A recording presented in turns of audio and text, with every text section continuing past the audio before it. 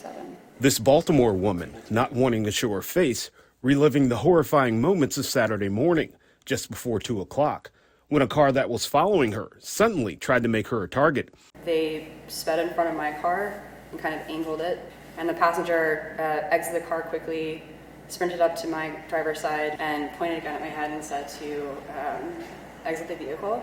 But she was determined not to become Baltimore's latest carjacking victim. I put the car in reverse and reversed basically as fast as I possibly could. It was on Park Lane. She was able to get away from the armed suspect, but it wasn't over yet. He said the suspect came back, state chief passing Linhurst. The suspect tried to box her in again. I drove around them and kind of nicked their car a little bit. The damage visible on her car.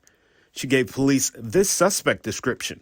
And they were kind of tall, very thin. They looked to be maybe about 19. They were wearing a ski mask, but there were still kind of large patches around their eyes and mouth. And this vehicle description. It was a white BMW sedan. Just a few hours later at this Starbucks in Towson around 7:30. We had a carjacking at the Starbucks, 6225 Charles Street. Another woman face to face with an armed suspect.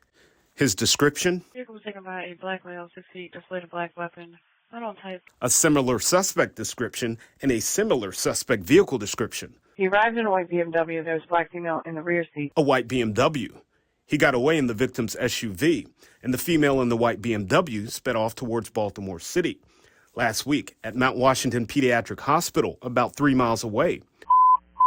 Type of carjacking, 1708 West Rogers. 1708 West Rogers on the parking lot. 2 employees carjacked within 24 hours.